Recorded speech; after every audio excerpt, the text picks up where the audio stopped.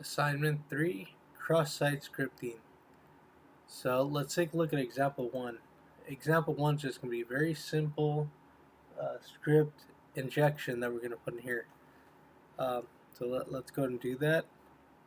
So we're just going to input this with the script, and we want it to reflect back test.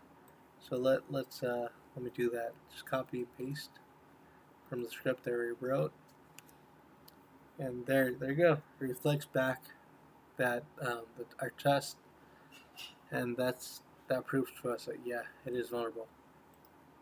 So let's go ahead and check out example 2.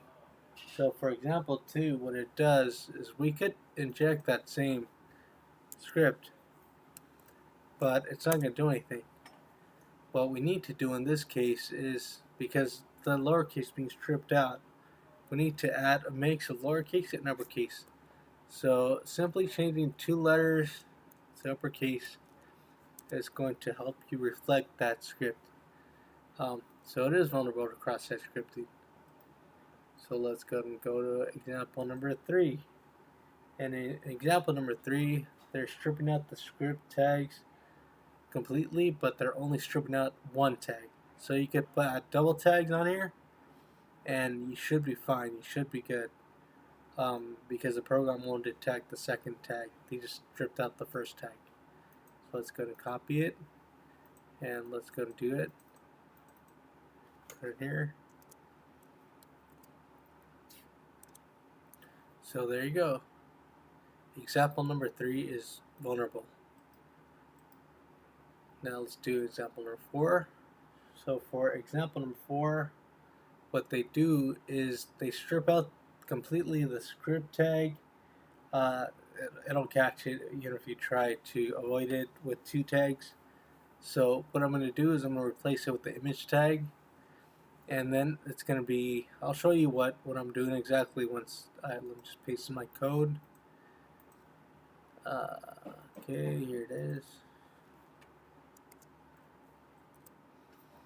Okay, so as you can see, I have the image tag here, and this picture does not exist. The source does not exist. So it's going to error out, and on error, we're going to get this message right here. So we're going to get our test message reflected back to us. So there you go. Giving it that fake image of Z, it reflected back to us test. So this is vulnerable as well. So example number 5. The alert method is blocked for this one.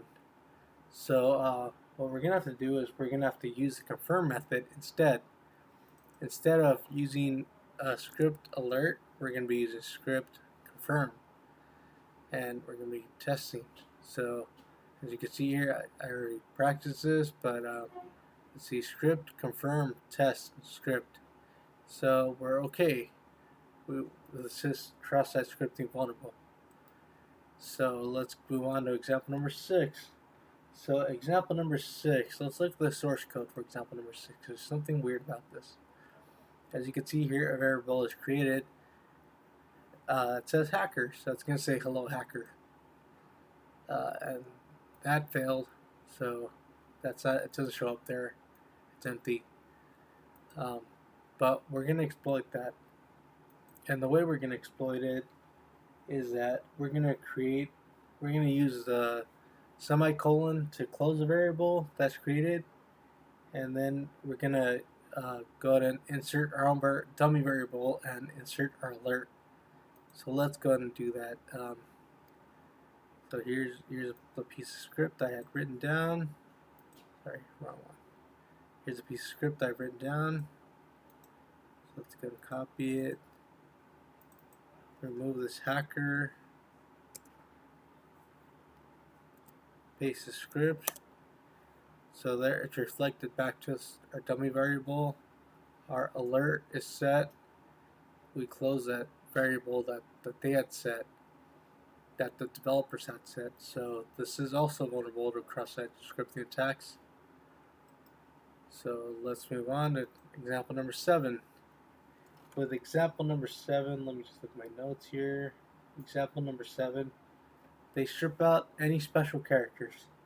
So what we're going to be doing is since they strip out the special characters, part of our code is going to be created. It's going to be switched over to HTML. What this prevents us from doing is it prevents us from using things like double quotes. So, as you know, if they hadn't done that, then this might work. This double quote alert, but we could get the exact same reaction with single quotes. Um, Let me show you what happens with double quotes over here. So let's copy it, go to this hacker, and paste. You can see nothing happens, and you can see why if you view the page source. Sorry, unspec. View the page source. You can see that it turned into a quote, HTML quote, which does absolutely nothing for us. So at this point, what I'm going to be doing is I'm going to be removing the double quotes and turning them into single quotes. It only blocks double quotes. So let's go and do that. Move that and paste. And there we go. We got a reflection back. Test. So perfect. All right, let's move on to number 8, example 8. Which example 8 it has this box right here.